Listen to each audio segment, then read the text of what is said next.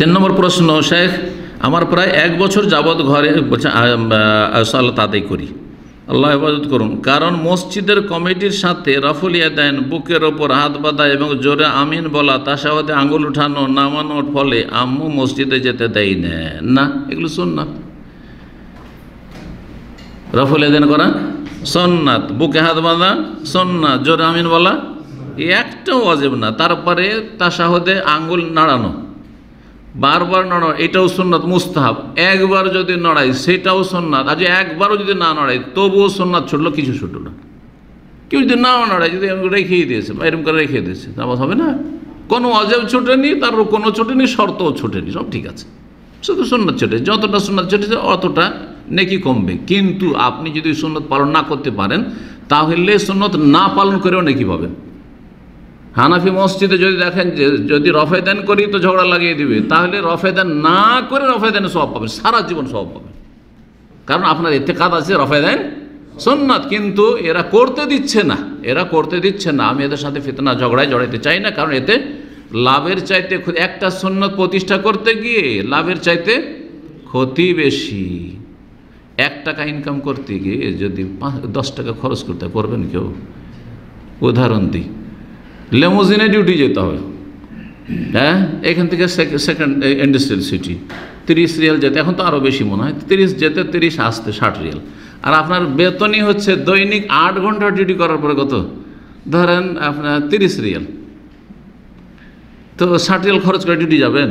কখনো যাবেন না। আপনি যদি যান তো আপনি বেকুফ, তাই না? তাহলে আপনাকে চিপ ব্যবস্থা করতে হবে যাতে কিছু বাঁচে না, হয়তো উল্টো তো অত টাকা ভরতে হবে যত টাকা বেতন, তাই না?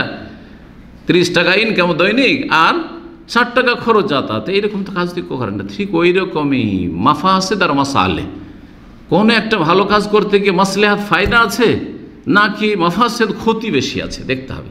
যদি ক্ষতি বেশি থাকে তো সেই কাজ করা যায় না, সেই ভালো কাজটি করা যায় না।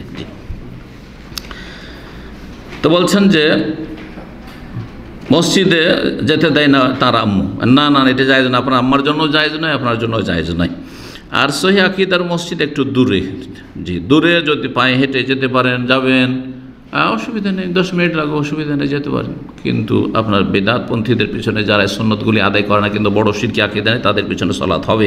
এটা হচ্ছে মধ্যম পন্থা ফতোয়ার ক্ষেত্রে, বাড়াবাড়ি না। সেখানে শুধু জুমার সালাত পড়ি। এখন আমি কি করব? সাথে সম্মিলিত মোনাজাত করি না। মোনাজাত করবেন না, কিন্তু একটু হিকমত অবলম্বন করি, এর আগে শিখিয়েছেন। হ্যাঁ, যদি দেখেন যে আমি মোনাজাত হাত উঠে তসবিহ করতে থাকলাম, কেউ কিছু বলছে না, তাহলে তো ভালো, অনেকটাই ভালো।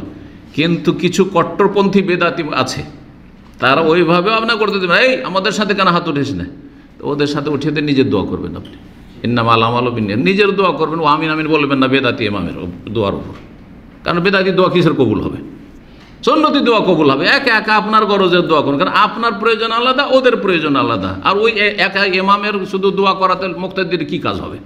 অযৌক্তিক এই দোয়া, মোনাজাত, সম্মিলিত মোনাজাত বেদাত এবং তার সাথে যুক্তিহীন।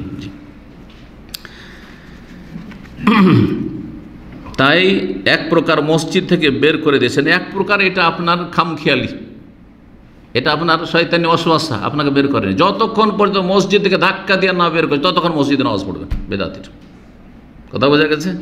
যখন মসজিদে বের করে আমাদের মসজিদে ঢুকতে দেবো না, হ্যাঁ, তখন আর আপনার অধিকার, তখন আপনার জন্য জায়েজ।